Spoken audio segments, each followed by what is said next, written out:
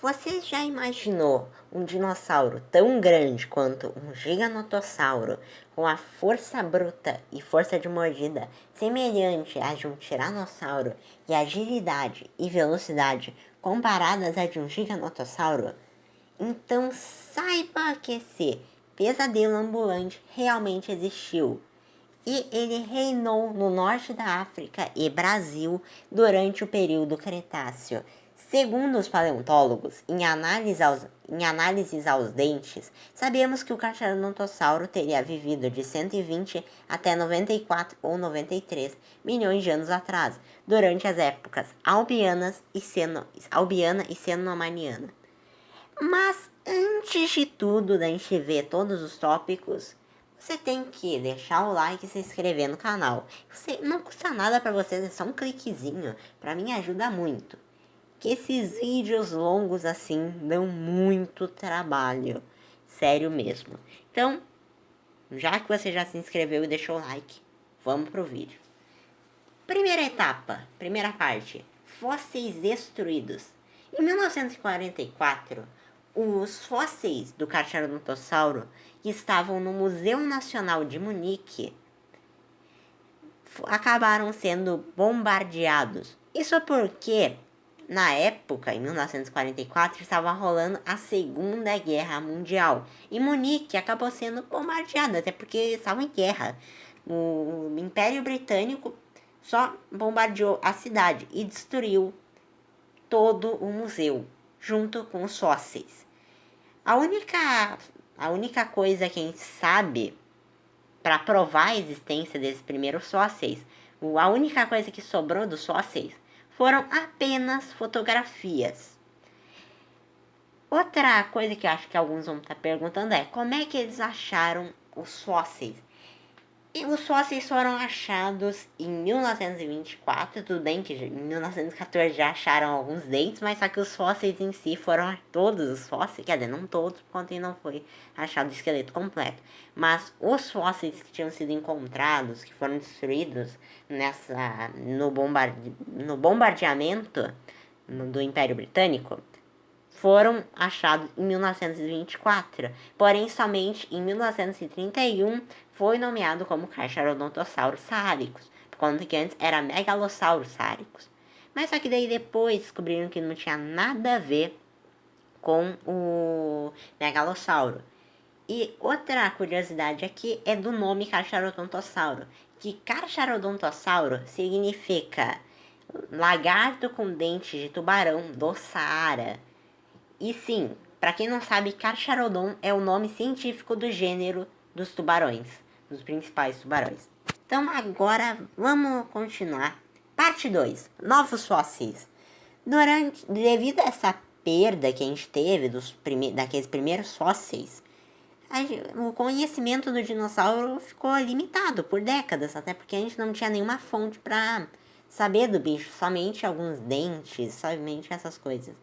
Porém, em 1995, uma nova expedição liderada pelo paleontólogo Paul Sereno encontrou um crânio mais completo no Marrocos, que permitiu que os cientistas retomassem os estudos e confirmar mais detalhes sobre a espécie Carcharodontosaurus saaricus. Inclusive, um desses crânios acabou sendo de uma outra espécie, que foi o Carcharodontosaurus ignidensis.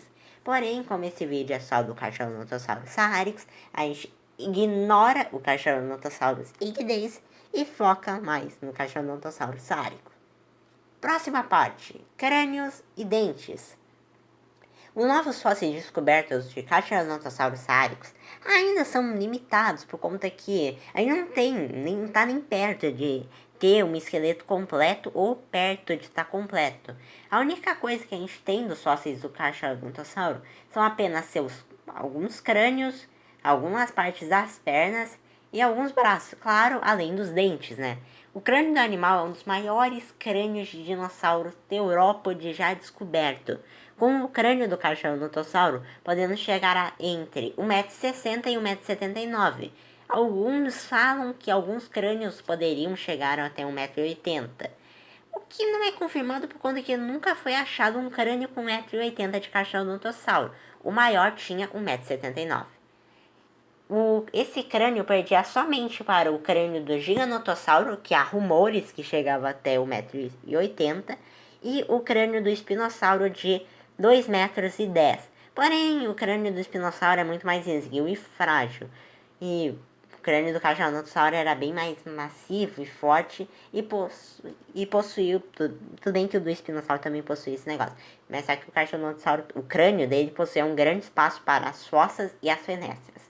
Os dentes do Cachalotossauro eram um dos maiores dentes, podendo chegar até os 20 centímetros. Além de possuir diversas micropontas em volta dos dentes, essas micropontas eram tão afiadas e fortes que somente com uma ou algumas mordidas poderia fazer um buraco enorme em suas presas, que poderia arrancar pedaços inteiros de uma só vez, fazendo sua presa morrer de hemorragia em poucos minutos ou algumas horas, o que é muito brutal. Estimativas atuais. Segundo os paleontólogos, o Cachalotossauro saáricos poderia chegar até no máximo 13,7 metros de comprimento, porém alguns poucos indivíduos provavelmente poderiam chegar até os 14 metros de comprimento, além dele poder chegar até os 5,5 ou 5,7 metros de altura, além de um peso estimado entre 8 e 15 toneladas, claro, os maiores indivíduos, é claro.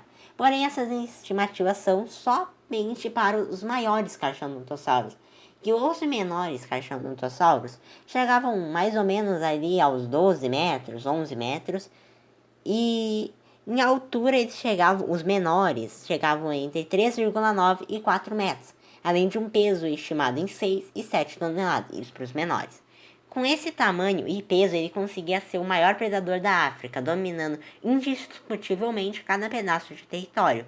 Cada presa que via já sabia que sua hora estava acabando. Força de mordida. O Cachalotossauro foi o predador mais brutal e temido da África. Isso, pelos que vocês puderam ver aqui, é indiscutível. Porém, além dele ser extremamente grande e pesado, esse colosso possuía uma das mordidas mais poderosas da história, que é estimada entre 3,5 toneladas e 4 toneladas de pressão, além de seus dentes que faziam grandes presas sangrarem, isso aí vocês já ouviram. Rivalidade com o espinossauro.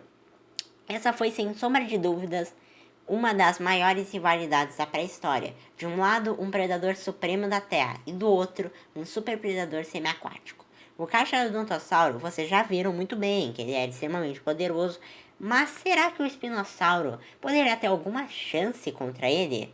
O espinossauro poderia chegar até os 16 metros de comprimento e um peso de 12 toneladas, além de uma poderosa mordida de 3 toneladas. É muito improvável do espinossauro ganhar do Cachalotossauro. Quer dizer, quando eu digo improvável, é ganhar da maioria das vezes. E o espinossauro poderia sim ganhar do Cachalotossauro. Porém, acredita-se que o Cachalotossauro ganharia na grande maioria das vezes. Além de que, uma desvantagem enorme do espinossauro é que a mandíbula do espinossauro era muito frágil para predadores desse porte. Não ia conseguir penetrar muito bem, porque a mandíbula do espinossauro era mais para acabar com peixes, que ele agarrava ali com as mãos e colocava na boca. Era mais ou menos assim que funcionava o sistema do espinossauro. Não estava acostumado para enfrentar um bicho enorme no porte do Cachalotossauro. A maior arma do espinossauro nesse caso seria suas garras de 40 centímetros, que poderia causar alguns ferimentos no Cachalotossauro. Porém, teria mais chance do Cachalotossauro abocanhar uma parte, arrancar o braço, não sei. Provavelmente o Cachalotossauro ganharia na maioria das vezes. Porém, não julguem o espinossauro para jogar ele para ser derrotado. Porque o espinossauro ele poderia ganhar sim.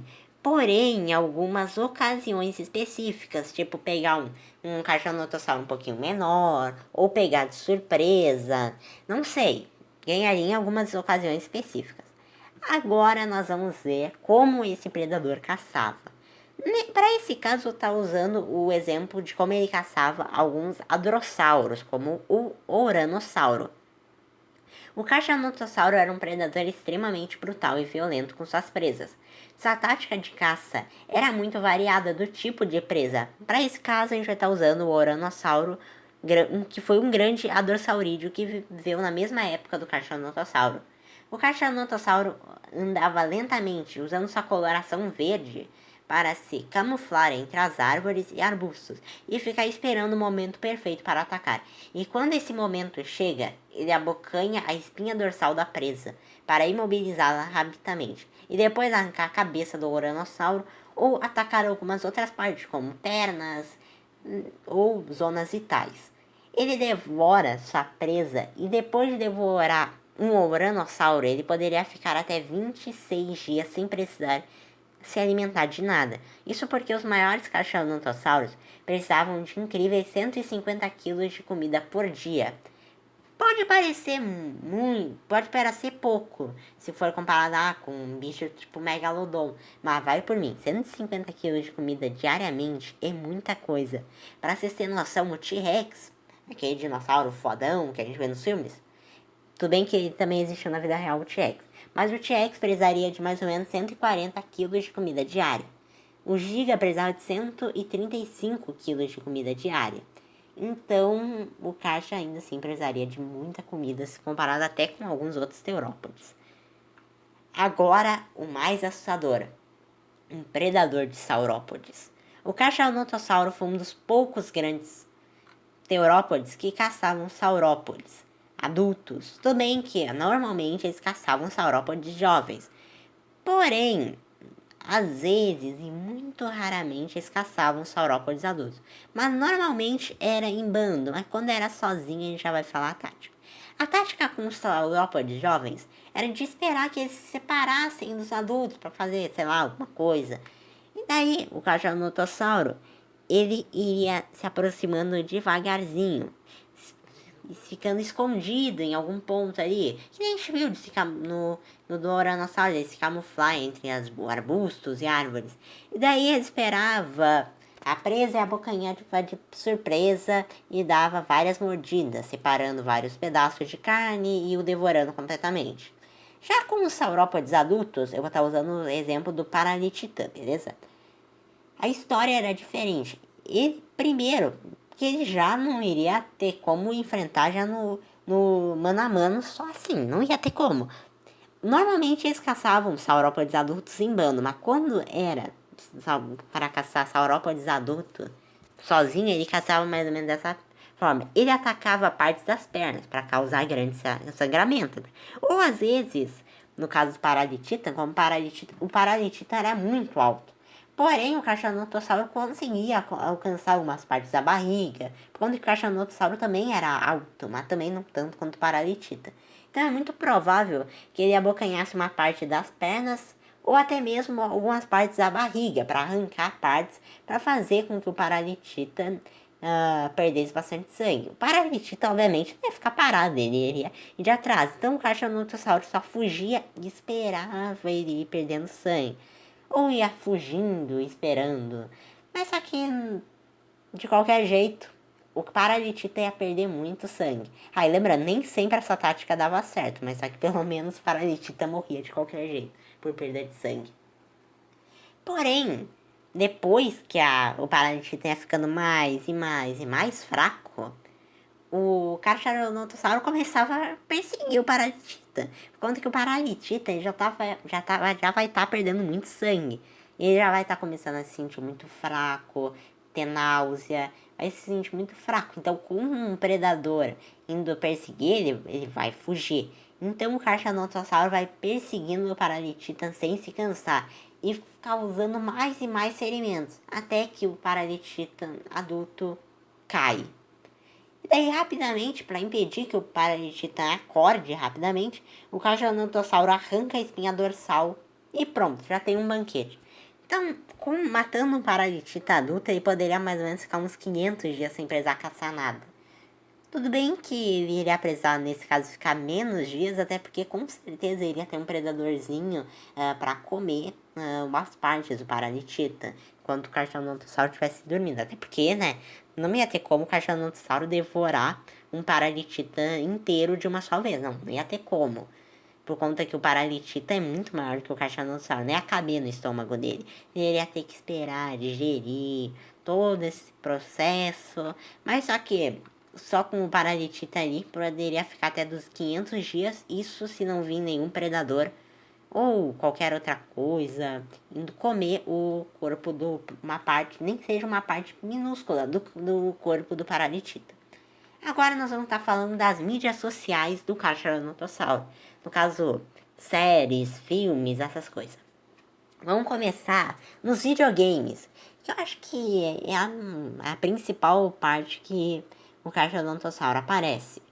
Que são Ark Survival Evolved e Ascensed, Party of Titans, Jurassic World Evolution 1 e 2, Jurassic Park Operation Genesis, ali tá Jurassic World, mas Jurassic Park Operation Genesis, Warpath Jurassic Park, Dinosaur Simulator, Prehistoric Kingdom, Jurassic Park Builder, Jurassic World Alive. Já em desenhos animados ou animação, ele aparece em Dinossauro Rei e a série animada de Ark.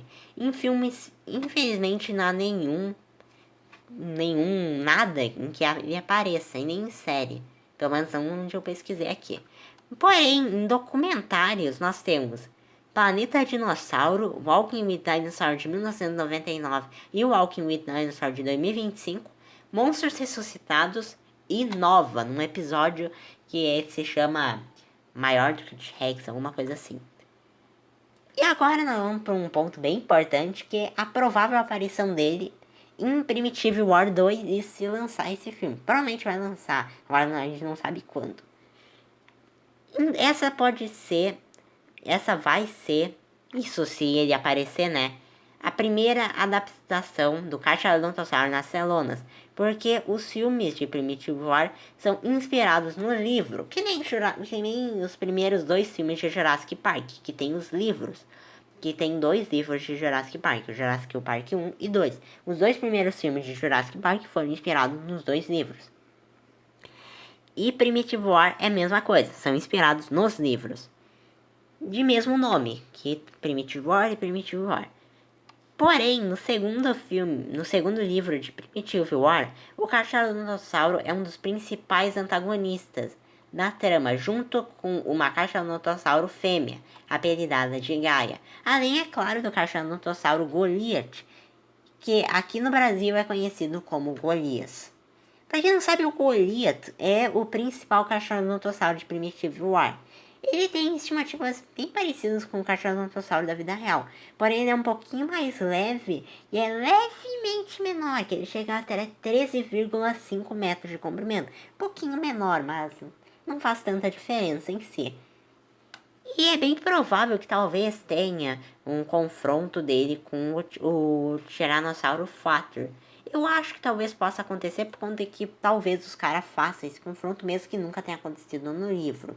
Mas caso não acontecer, que eu acho que não, por conta que os caras vão fazer um confronto, os caras não vão perder essa chance de fazer um confronto de 2 dinossauros extremamente grandes. Agora nós vamos para um dos principais pontos, que é como o Carcharodontossauro, o lagarto com dente de tubarão, acabou sendo extinto. Antigamente a gente pensava que o Carcharodontossauro foi extinto devido à seca, que teria matado muitas das coisas que viveu lá no norte da África e todos os Carcharodontosaurídeos e espinosaurídeos. Porém, segundo um novo estudo, foi revelado que a extinção do Carcharodontosauro e do espinossauro foi muito pior, porque além da seca, o nível do oxigênio que antes era de 35% ou 31%, abaixou para 25% ou 23%. O que parece pouco, mas é muito além, que também vários dióxidos tóxicos aumentaram na atmosfera, além, claro, da seca. Então, não ia ter como um predador desse tamanho conseguir sobreviver, até porque com o dióxido tóxico, uma seca e o nível do oxigênio abaixando, vários herbívoros, que era a principal fonte de comida do Carcharodontosauro, acabaram sendo extintos, como o Uranossauro e Paralitinta acabaram sendo extintos por causa disso. Então, por causa disso, o Cachalotossauro acabou entrando em extinção também, não tinha mais o que comer. O que ele vai comer se não as principais presas que ele caçava foram extintas? Além de que, com a seca, o espinossauro também teve que sair da água, o que gerou muitos dos confrontos, o que também é outro motivo da extinção desse animal, tanto do cachalotossauro quanto do espinossauro. E o último motivo é que, por causa da fome, os cachalotossauros também viraram canibais. Não tinham o que comer, então eles preferiram comer uns aos outros do que ficar sem comida.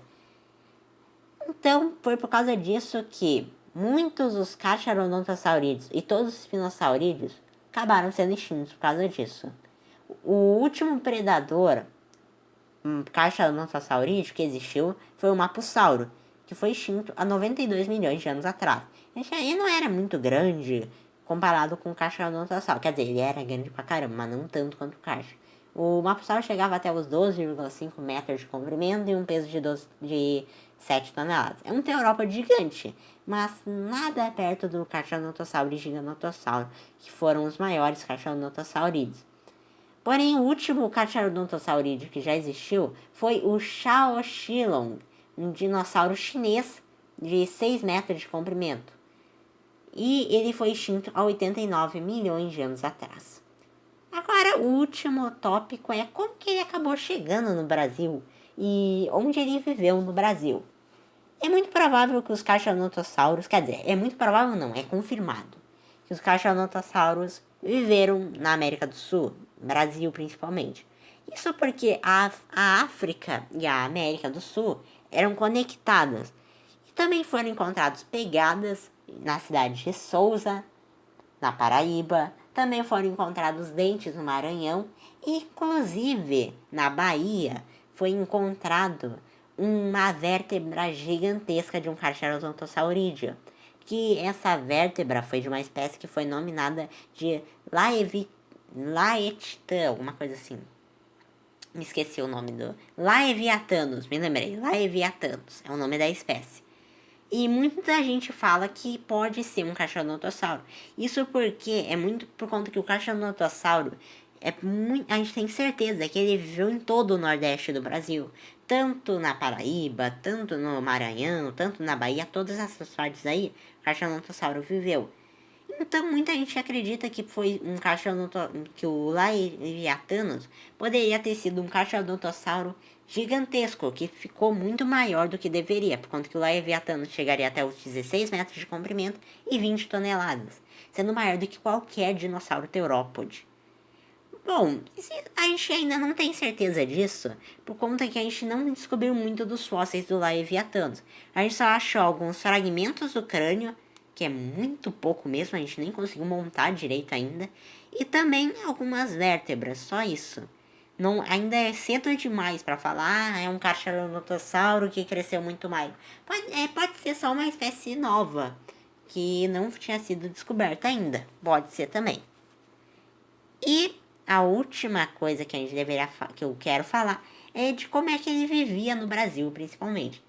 Ele com certeza caçava muitos saurópodes que viviam no Brasil, como por exemplo o Amazossauro, que foi um grande saurópode que poderia passar dos 24 metros.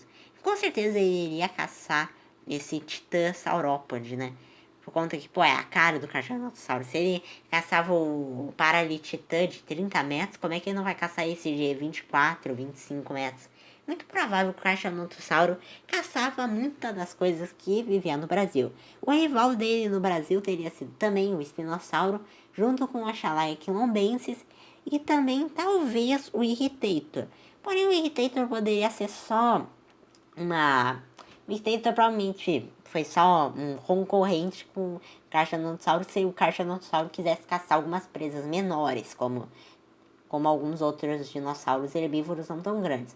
Mas só que eu acredito que eles não eram tanto de brigar, o Cachalotossauro e o Irritator. Por conta que o Cachalotossauro, ele com certeza ia caçar principalmente os saurópodes do Brasil, que não eram tão grandes, até porque o Uberaba Titã e o Austroposeidon viveram em outras regiões. Então eles não até porque eles nem viveram na mesma época do Karja.